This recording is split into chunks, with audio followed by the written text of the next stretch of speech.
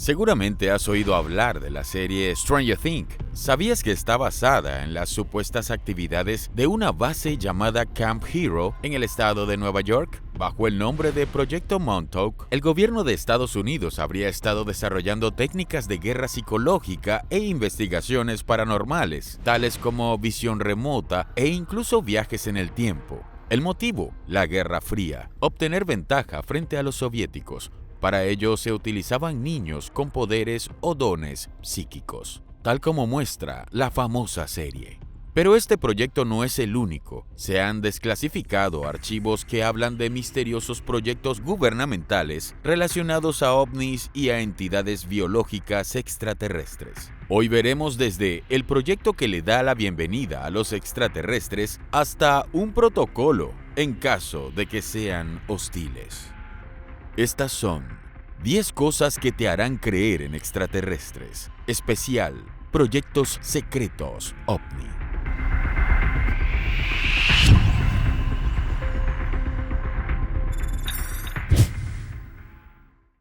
Número 1. Proyecto Aquarius. Luego del incidente de Roswell, ocurrido el 2 de julio de 1947, fue necesario establecer ciertos protocolos relacionados a los avistamientos de objetos anómalos. No solo cómo actuar frente a las denuncias de estos avistamientos, sino en los protocolos a seguir frente a la caída de uno de estos objetos o bien al contacto con sus ocupantes.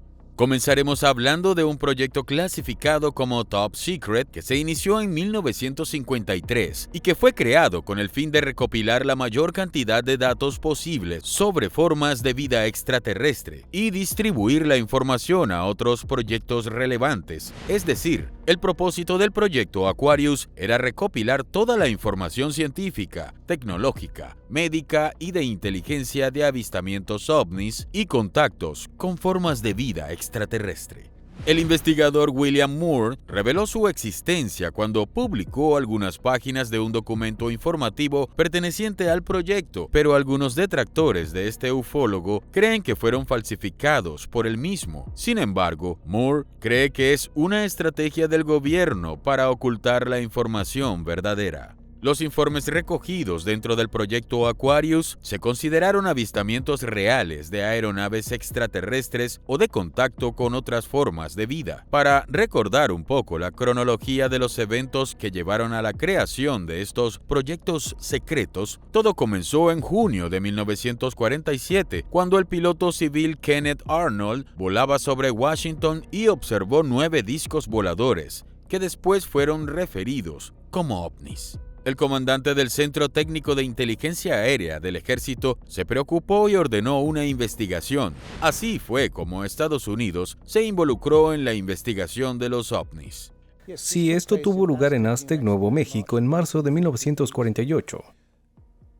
Cuando un disco de 100 pies de diámetro cayó en una especie de aterrizaje forzoso controlado.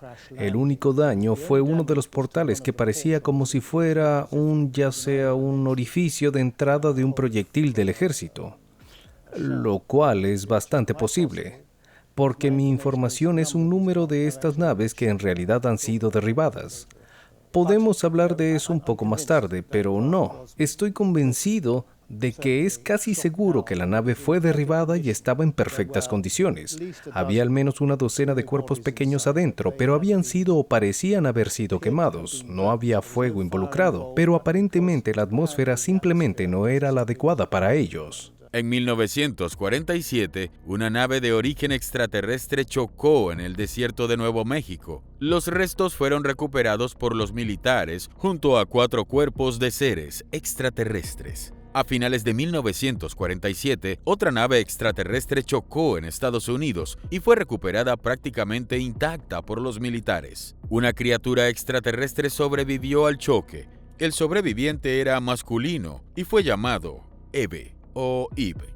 Este habría sido interrogado por personal de inteligencia militar en Nuevo México. El lenguaje del sobreviviente fue traducido mediante pictógrafos. Declaró que provenía de un planeta ubicado en el sistema Zeta Reticuli, a unos 40 años luz de la Tierra. Eve vivió hasta el 18 de junio de 1952, fecha en que murió, víctima de una inexplicable enfermedad. Cabe destacar que el proyecto Aquarius, tomo 9, habla de las visitas extraterrestres a la Tierra desde hace unos 5.000 años. Aparentemente, Eve narró cómo sus antepasados plantaron una criatura humana en la Tierra para el desarrollo de una civilización. Según dicen los documentos filtrados, este proyecto se ubica en una instalación subterránea conocida como Instalación Pappus Lake S4, también conocida como The Dark Side of the Moon, ubicado a 19 kilómetros al sur del Área 51 en Nevada. Y al parecer, siguieron sus operaciones hasta entrados los años 90. ¿Te gusta nuestro contenido? Suscríbete y activa la campanita, ya que con eso nos estarías apoyando mucho.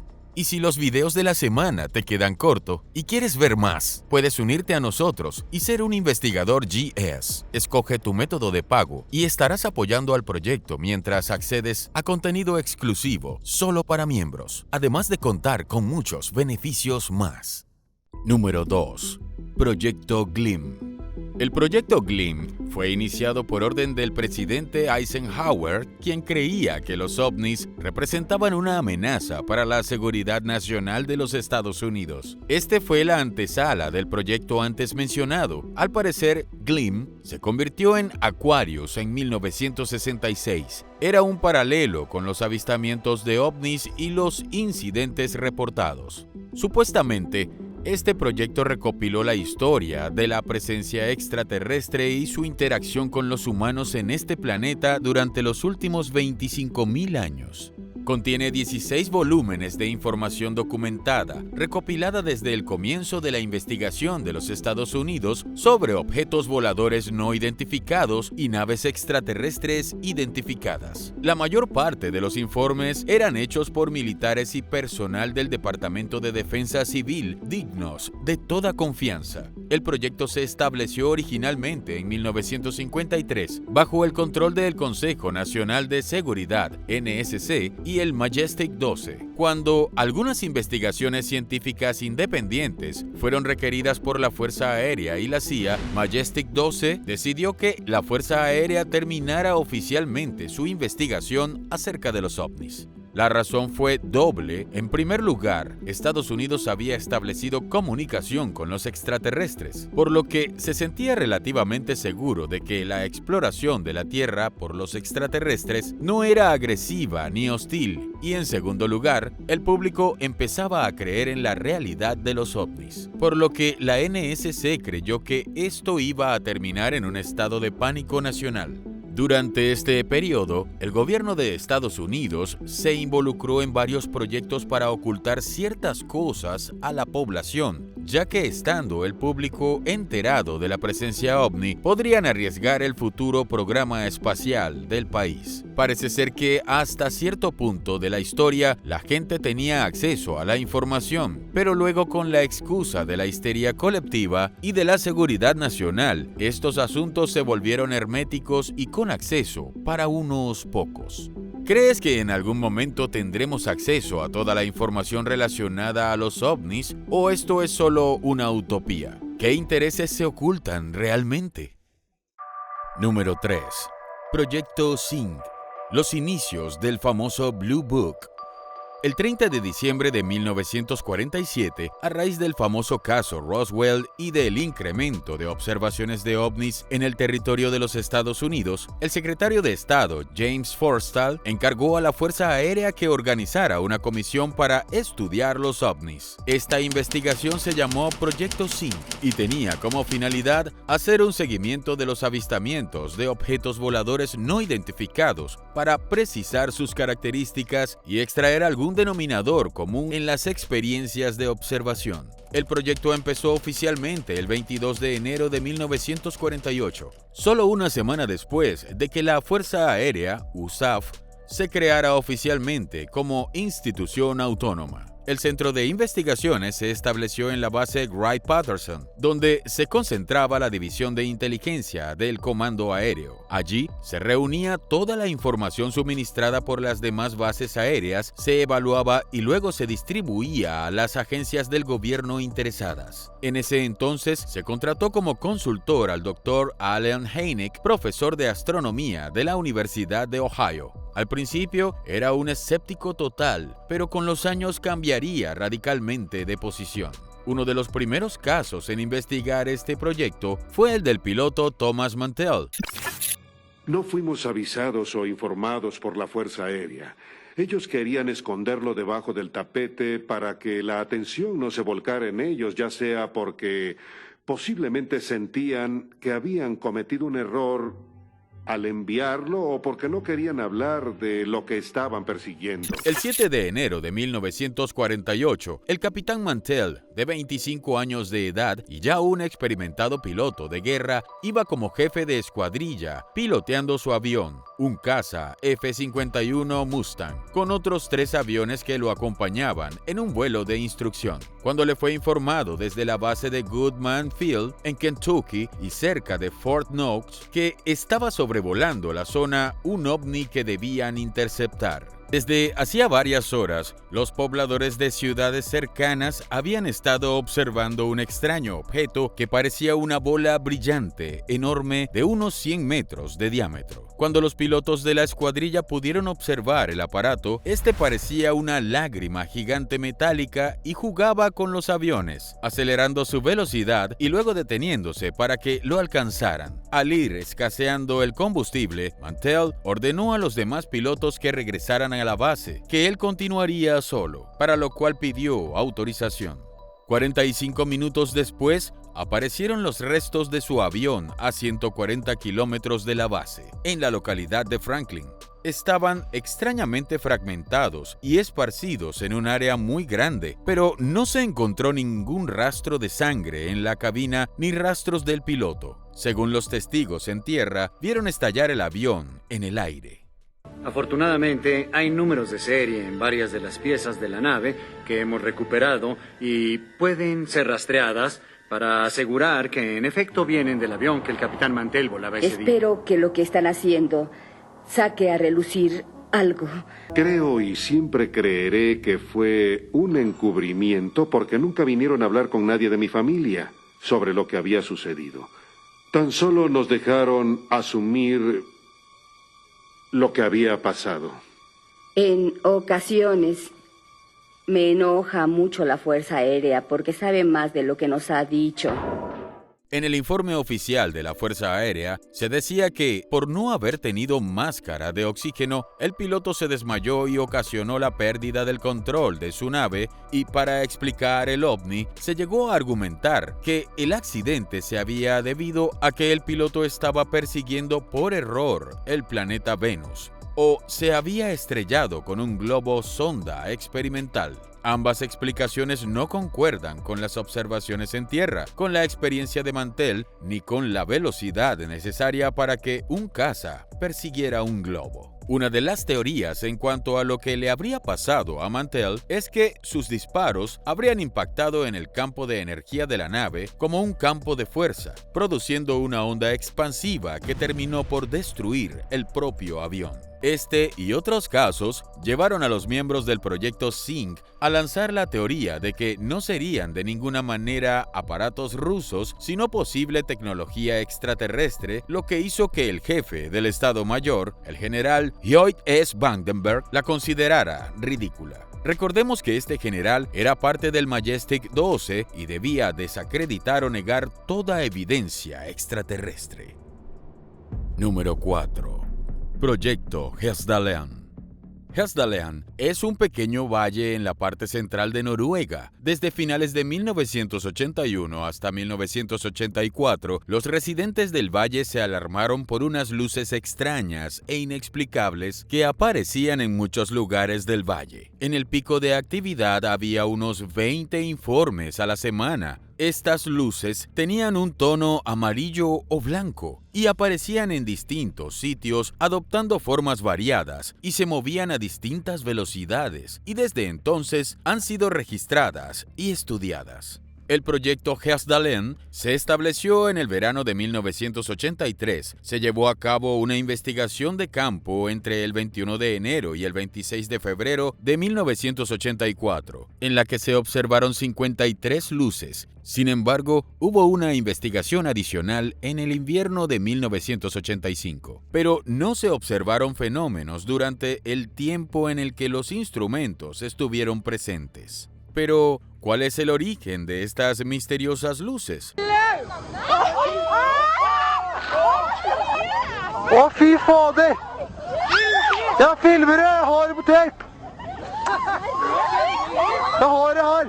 Å, dame! Es difícil encontrar una teoría que cubra todas las diferentes observaciones que se han hecho y que esté basada en el conocimiento que tenemos hoy de nuestra naturaleza y nuestro universo. Algunos físicos aseguran que se trata de reflejos de faros de auto de una ruta cercana, otros que son luces de aviones que cruzan por rutas aéreas sobre el valle, pero también se habló de objetos celestes, fenómenos paranormales y, por supuesto, de ovnis. En 1983, desde el proyecto Hessdalen, que es liderado por un investigador de ovnis, instalaron una estación con cámaras ópticas infrarrojas, magnetómetros, sismógrafos y un contador Geiger. Sin embargo, todavía no llegaron a ninguna conclusión sobre la causa del fenómeno. En el año 2000, científicos del Instituto de Radioastronomía de Bolonia, Italia, realizaron un estudio y dieron algunos datos. Dijeron que el efecto luminoso se debía a plasma térmico y que las esferas luminosas no eran objetos únicos, sino que estaban compuestos por múltiples objetos más pequeños vibrando en torno a un único punto. También que las bolas de luz cambiaban de forma constantemente y podían expeler partículas luminosas. Además, hubo explicaciones posibles como la combustión de nubes de polvo que contienen escandio, uno de los elementos químicos pertenecientes a las llamadas tierras raras que hay en el suelo del valle, pero es una teoría más, sin información concluyente. It's in a sense rather interesting because it shows that you're not faking, because you see the first project Hessdalen number 1 had some very nice results. Yes. Project 2 didn't, but you see that goes to prove that the first one was correct. En 1985, el astrónomo Dr. J. Allen Hynek llamó a Hessdalen un laboratorio de ovnis. El descubrimiento de que los ovnis se repetían en este lugar específico permitió una investigación científica rigurosa y continua de este fenómeno por primera vez en la historia. Número 5. La teoría magnética de la propulsión ovni, el proyecto Magnet. Y por supuesto, los encuentros ovni no son solo cosa de los Estados Unidos, menos los proyectos secretos. Su vecino del norte, Canadá, posee una gran cantidad de archivos desclasificados de la temática, aproximadamente 10,000 de ellos, todos alojados en los archivos nacionales en Ottawa. El Project Magnet se estableció el 2 de diciembre de 1950. Su tarea era investigar la teoría magnética relacionada con la propulsión de ovnis. A principios de la década de 1950, el gobierno canadiense estableció este proyecto para investigar ovnis. El director de ese proyecto, Wilbur B. Smith, escribió públicamente que uno de los principales funcionarios del Pentágono de Estados Unidos dijo que los ovnis eran el mayor secreto que tenían, incluso mayor que la bomba H. En ese proyecto han trabajado científicos canadienses que seguían las ideas e inventos de Nikola Tesla, uno de los científicos más destacados de la historia. Al parecer, Tesla le había dicho a algunos socios y amigos que había inventado un dispositivo de comunicaciones interplanetarias con ideas que le dieron los venusinos con los que estaba en contacto en ese momento. El proyecto estuvo formalmente activo hasta mediados de 1954 e informalmente activo, sin financiamiento gubernamental, hasta la muerte de Smith en 1962. Smith finalmente concluyó que los ovnis eran posiblemente de origen extraterrestre y probablemente operados por manipulación de magnetismo terrestre. El objetivo final del proyecto era aplicar los hallazgos sobre el tema del geomagnetismo a la posibilidad de aprovechar el campo magnético de la Tierra como fuente de propulsión para vehículos. Smith y sus colegas en el gobierno creían que los ovnis, si fueran reales, podrían ser la clave de esta nueva fuente de poder. Smith creía que los ovnis también estaban vinculados a fenómenos psíquicos y se creía que estaba en contacto con seres extraterrestres que se comunicaban con él a través de la telepatía. Años más tarde, el exministro de Defensa de Canadá, Paul Hellyer, admitió públicamente que el proyecto existía. The investigation was launched into this whole subject, and a document was prepared which concluded that at least 4 species had been visiting Earth for thousands of years. Es posible que el gobierno canadiense haya obtenido información acerca de la propulsión de estas misteriosas naves que de a poco iban cobrando notoriedad en los cielos americanos. ¿Qué piensas? Número 6. Second Story. Archivos UFO en Canadá. En abril de 1952, el gobierno canadiense estableció el proyecto Second Story, un proyecto de investigación ovni paralelo al proyecto Magnet, que anteriormente hablamos, también con Wilbur Smith involucrado.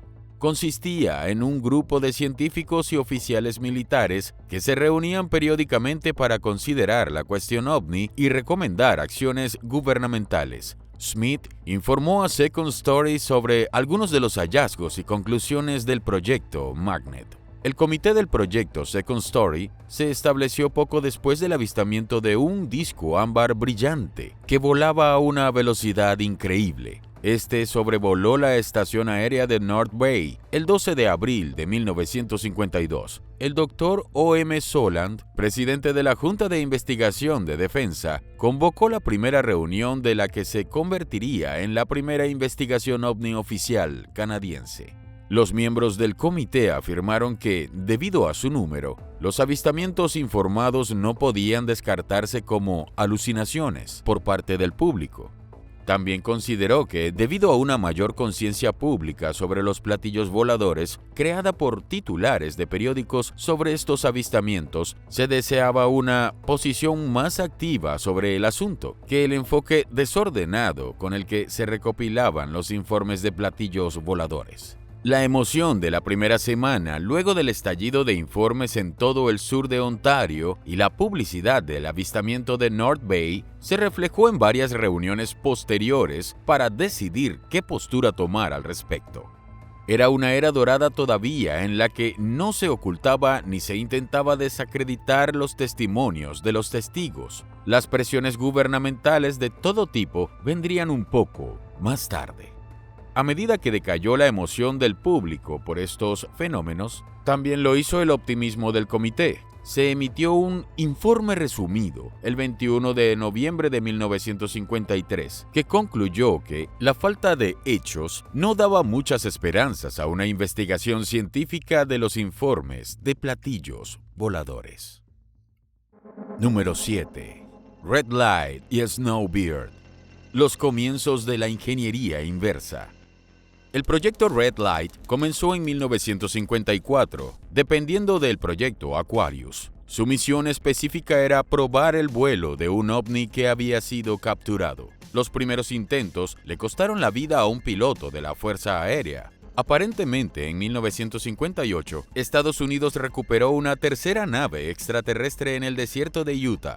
La nave estaba en excelentes condiciones de vuelo y, al parecer, había sido abandonada. No se encontraron formas de vida dentro o alrededor de la nave, por lo que fue considerada como una maravilla tecnológica por los científicos estadounidenses. Sin embargo, los instrumentos de la nave eran tan complejos que los científicos no pudieron interpretar su modo de operación. La aeronave fue guardada en una zona de seguridad y fue analizada minuciosamente durante muchos años por los mejores científicos aeroespaciales. Luego de esto, Estados Unidos adquirió un gran volumen de información tecnológica de la nave extraterrestre. El proyecto se reactivó en 1972, probablemente debido a que la Fuerza Aérea logró capturar otros ovnis y continúa en la actualidad en el Área 51 de Nevada.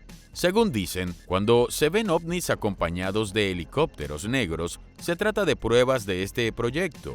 Esto nos recuerda al incidente Cash Landrum, en el que 2 mujeres y un niño vieron un objeto en forma de diamante que flotaba sobre la carretera en el estado de Texas. Este emitía un calor que provocó quemaduras en los testigos, pero eso no fue todo. Este objeto iba escoltado por 23 helicópteros negros. En cuanto al proyecto Snowbird, establecido en 1954, tenía como misión específica camuflar el proyecto Red Light a través del desarrollo. Un aparato parecido a un ovni, aunque funcionando con tecnología convencional, de modo que cuando la gente lo viese, creyera que todos los ovnis eran esos aparatos nuevos de la Fuerza Aérea. Tuvo finalmente éxito cuando logró volar ante muchos periodistas un aparato en forma de disco. Desde allí, cada vez que algún testigo observa un objeto del tipo triángulo, muchos lo asocian al TR-3 Manta, un avión supersónico que muchos afirman que fue diseñado en base a los modelos que dejaron los visitantes. Número 8. El Proyecto Platón. Según el autor Bill Cooper, conocido escritor y exmilitar, autor de varios libros de teorías conspirativas, este proyecto Platón, como el filósofo griego, fue creado en 1954 y su objetivo era establecer relaciones diplomáticas con los extranjeros. Uno de los acuerdos a los que se llegó fue la obtención de conocimientos avanzados tecnológicos a cambio de no interferir en sus asuntos y actividades. Se cree que se logró y se acordó una cita con el presidente Eisenhower en la base Holloman. El proyecto comenzó cuando se estableció contacto por primera vez con una nave extraterrestre que orbitaba el planeta. El 20 de febrero de 1954 se aseguró un tratado formal y legal, según la Constitución de los Estados Unidos, con los extraterrestres. Los términos eran que los extraterrestres proporcionarían tecnología al gobierno de los Estados Unidos. A cambio, el gobierno mantendría la presencia de estos seres en la Tierra en secreto y no interferiría de ninguna manera con sus acciones y les permitirían secuestrar humanos y animales. Los extraterrestres acordaron brindar al MJ-12 una lista de abducidos periódicamente. Como hemos hablado en otra oportunidad, al parecer, el gobierno estaba al tanto de varias razas que estaban interesadas en el planeta Tierra. Los famosos nórdicos habían advertido a estos grupos desde las sombras que negociar con esos grises de Zeta Reticuli no era una buena decisión, ya que el costo de esta negociación no valdría la pena. Sin embargo, recordemos que la carrera armamentista contra la Unión Soviética nublaba el sentido común del país del norte. Al parecer, los grises no cumplieron del todo su palabra. Si bien entregaron algo de tecnología, la cantidad de personas que afirmaron ser abducidas excede lo negociado. Al parecer, estos seres necesitan de nuestro material genético para que su raza no se extinga. Según se cree, este proyecto está funcionando todavía. De él se ha derivado el proyecto Pounce, el cual tenía varios objetivos y misiones con las naves que se iban recuperando, pero una de sus principales motivaciones era desinformar a los medios de comunicación y proporcionar información manipulada y falsa. Número 9. Luna Project.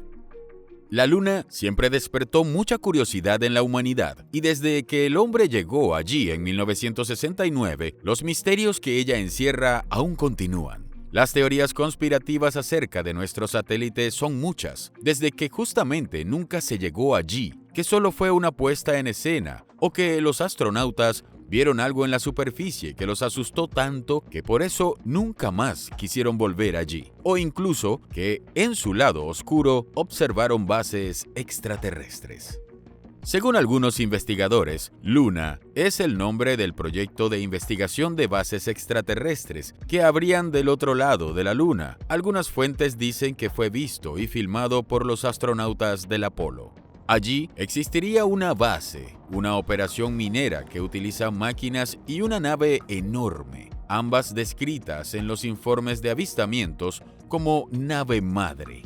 Supuestamente, el gobierno secreto ha utilizado esta base desde al menos principios de los años 60, es decir, unos 10 años antes de que el hombre pisara oficialmente la Luna por primera vez. A su vez, el proyecto Clementine también investigó la posibilidad de instalar bases humanas en la Luna, como parte de la denominada Alternativa 3.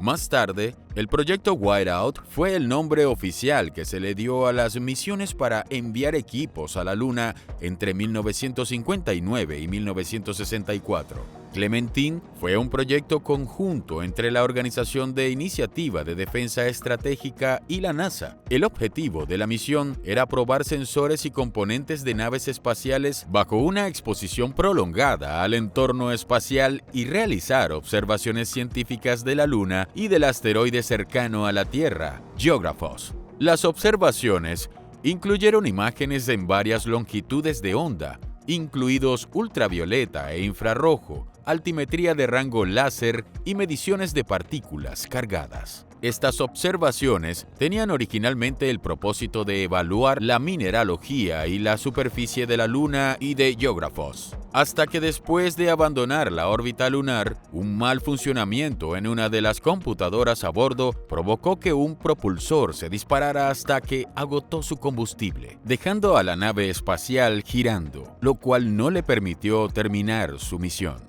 ¿Será que Clementine ocultaba algunos de sus objetivos, tal como afirman los teóricos conspirativos? ¿O serán puras especulaciones? Tú decides. ¿Estás listo para más? ¿O tienes dudas al respecto? Conversa personalmente con nosotros por nuestro canal de Telegram. Estaremos muy activos ahí. Aparte de ello, se vienen los videos en vivo. Síguenos en Twitch y nuestras redes sociales, Twitter, Instagram y Facebook como GStech. Prepárate para estar conectado con nuevos documentales y nuevas secciones a solo un clic. Te esperamos. Número 10. Proyecto 1794. En 1956, la Fuerza Aérea de Estados Unidos desarrolló lo que se conoce como Proyecto 1794. Este contemplaba el diseño y desarrollo de una aeronave diferente a cualquier avión o helicóptero conocido. Diseñada para ser capaz de despegar y aterrizar verticalmente, era capaz de alcanzar velocidades de hasta 3 y 4 veces la del sonido, a alturas de hasta 30.000 metros. Estos son los documentos desclasificados por la Administración de Archivos Nacionales de dicho país. Los archivos nacionales han publicado esquemas y detalles nunca antes vistos. Básicamente, el objetivo del proyecto era construir un platillo volador supersónico. En un memorando que data de 1956, se resumen los resultados de las pruebas previas al prototipo y se revela exactamente lo que los desarrolladores esperaban crear. Se suponía que el platillo alcanzaría una velocidad máxima de entre Mach 3 y Mach 4, un techo de más de 100.000 pies y un alcance máximo con permisos de unas 1.000 millas náuticas, según el documento. Si los planes se hubieran llevado a cabo hasta su finalización, habrían creado un platillo que podría girar a través de la estratosfera de la Tierra a una velocidad máxima promedio de aproximadamente 2.600 millas por hora. El documento también habla que el desarrollo del producto parecía ir mejor de lo planeado. El diseño actual proporcionó un remedio muy superior al estimado al inicio de las negociaciones del contrato. Pero, ¿qué ocurrió luego? ¿Por qué se abandonó el proyecto? ¿Por qué no se utilizó este vehículo con fines militares si el costo del prototipo era viable para tremenda tecnología avanzada? El problema con los otros platillos voladores desarrollados bajo el mismo programa era bastante claro. Ni se acercaron a los 100.000 pies de altura, por lo que el ejército finalmente lo dio de baja en 1960. Los prototipos desclasificados son muy similares a los presentados por Bob Lazar, quien supuestamente habría trabajado en el Área 51. El modelo deportivo había nacido a partir de aplicar ingeniería inversa a una nave recuperada en un UFO crash como Roswell. ¿Será posible que algunos de los avistamientos de discos voladores se trate de tecnología secreta de nuestro planeta o será solamente un encubrimiento más? Cuéntame. Los proyectos aquí vistos han sido desclasificados, la mayoría a través de la Ley de Libertad de Información. Otros son testimonios de exmilitares que fueron protagonistas de estos eventos. Esperamos que hayas disfrutado de este episodio y recuerda, tú decides qué creer.